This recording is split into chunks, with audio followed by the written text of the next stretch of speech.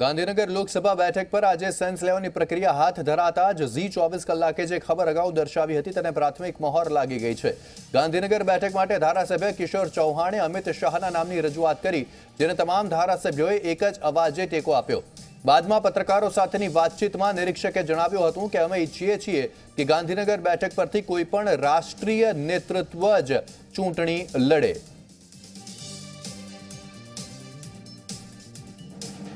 અમને અમિતભાઈના આવવાથી એક આખો જોશ વધે કાર્યકર્તાઓની અંદર પણ, અને એના ફાયદા થતા હોય એટલે મેં પ્રસ્તાવ મૂક્યો કે ભાઈ અમિતભાઈ અહીંયાના પરિચિત છે અને ઘરે ઘરે લોકો એમને ઓળખે છે અને ખૂબ લોકપ્રિય નેતા હતા।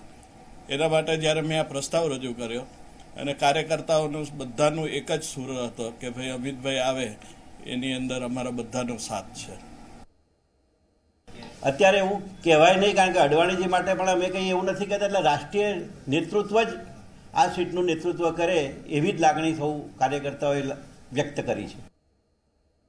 એ ચૂંટણી લડશે તો એમને કોઈ જ તકલીફ નહીં પડે અને નિર્વિઘ્ને ચૂંટાઈને આવી જશે, કારણ કે અડધું અમદાવાદ ગાંધીનગર લોકસભા વિસ્તારમાં આવે છે એટલે એમને કોઈ જ તકલીફ નહીં પડે।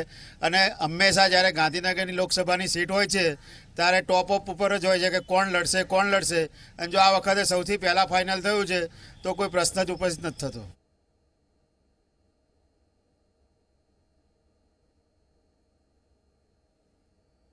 તો આપને જણાવી દઈએ કે અમિત શાહના નામ પર હાલમાં મંથન ચાલી રહ્યું છે।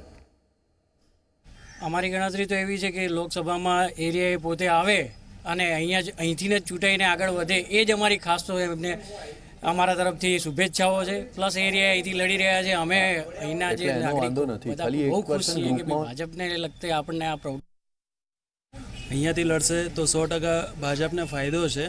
ભાજપના એકલાને ફાયદો નથી, ગાંધીનગરને બી ફાયદો છે। ગાંધીનગર હવે પહેલાં અમદાવાદ હતું, અમદાવાદ પછી ગાંધીનગર છે, તો ફાયદો તો બધાને છે। આપણે આપણો ફાયદો નથી જોતા, પણ ધારો કે ગુજરાતનો કઈ રીતના વિકાસ કરવો એની ઉપર વધારે આધાર રાખે છે।